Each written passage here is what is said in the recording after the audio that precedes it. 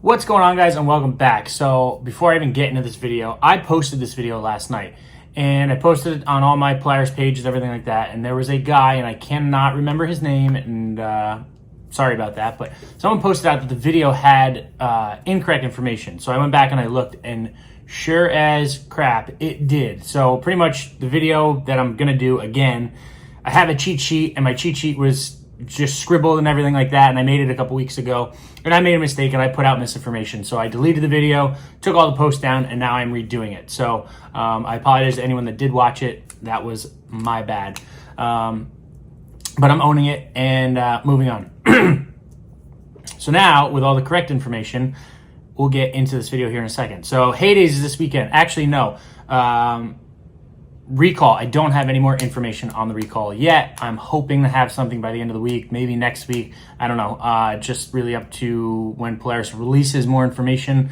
I can't make it up and pull it out of the air. Heydays this weekend. I am not going. I really only have like 12 hours now to decide if I actually want to go to Heydays and go. Maybe I'll surprise everyone, but as of right now, no, I'm not going. Third and final Southside Sales and Service Open House is October 1st. I will be there. It's a Saturday. It's in North Adams, Mass. I will be there all day. I'll have my sled from last year, Ronda Burgundy, and we'll be hanging out. I should have a little bit of clothing. I'm not sure yet. A lot of that stuff is still in the works.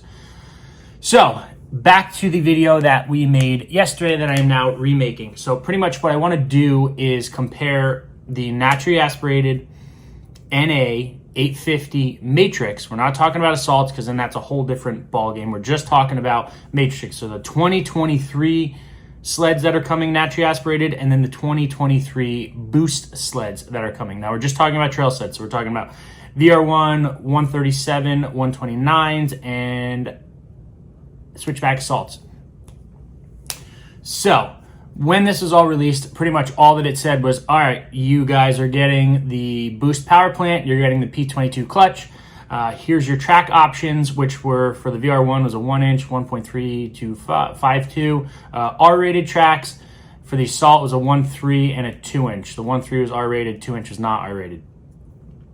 And that was pretty much it. So you had track, color, your standard stuff. But it didn't, there wasn't detail of what was coming, in the clutches, what was coming in the chain cases and everything like that. Because obviously these things are putting down more power, which again, no one's put them on a dyno, but they're supposedly making 10% more power at sea level. So something's got to be a little bit different. And Polaris has finally released the parts diagram. If you go on PolarisSnowmobiles.com and you search the sled, you can see all the parts breakdown. So I did this, but my cheat sheet was wrong, so I went back, made a more clear cheat sheet, and here we are again. So when I say NA, we're talking about naturally aspirated, just 850s, and when we talk about the booster, we're obviously talking about the turboed 850s. So we'll start with the VR1's boost primary clutches. So what we are seeing now, and again, it's a P22, so it is a different animal, but inside of that, we have a primary spring of a 165/310. In the NA, it is a 150/290. So we have a little bit stiffer start rate and end rate. So there's a little bit of difference there.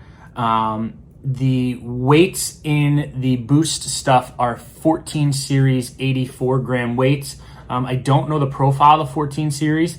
The naturally aspirated stuff came with 1072s, which they've had for literally, I believe, since the 850s came out. But the 10 series weight has been around for a long time. I believe the 14 series is a new one. So, but we're talking about 12 grams more per weight. With, again, it is a stiffer spring, but still that's a lot of weight to be pulling. So these things are definitely putting down more power than the naturally aspirated stuff. As for primary stuff, that's really it. So boost has a little bit stiffer spring and way more weight, much more weight.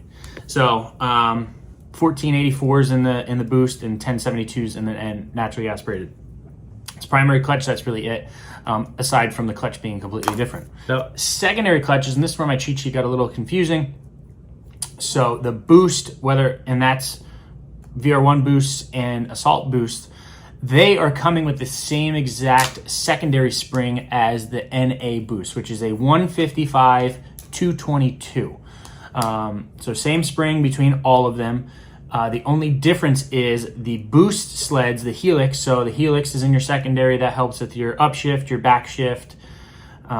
There's different angles. There's start angle. There's end angle. I'm not great at explaining them, so I'm just going to tell you what it is.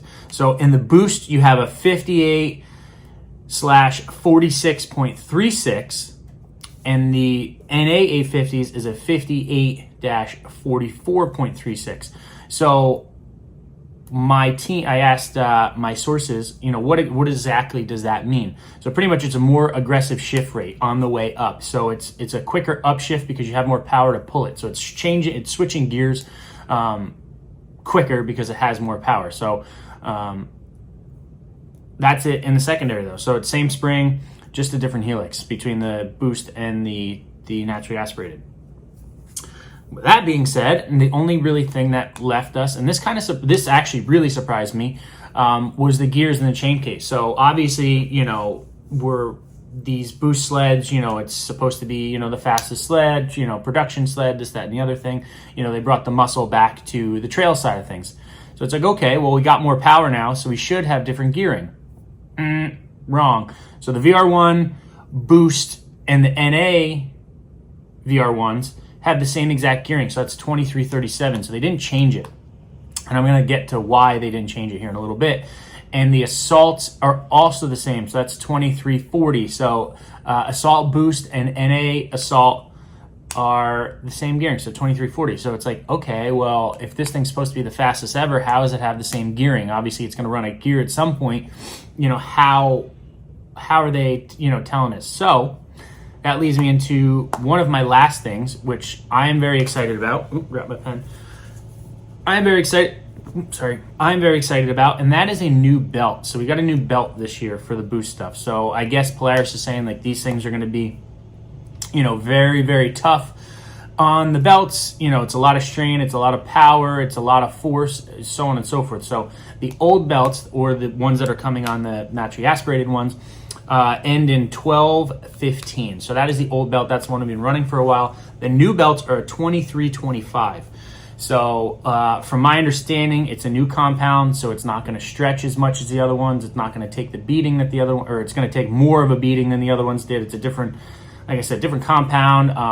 Compound helps it stay cooler. So I guess there was some thought that went into this, and I'm excited about that because that was one of my things. I'm like, well, I used to be brutal on my NA 850s with the belt, so I'm going to be going through these things pretty quick. So very exciting. And with that new belt, and I don't know the dimensions or anything like that, but back to the top mile an hour numbers, how are we getting more mile an hour out of it if it has the same gearing?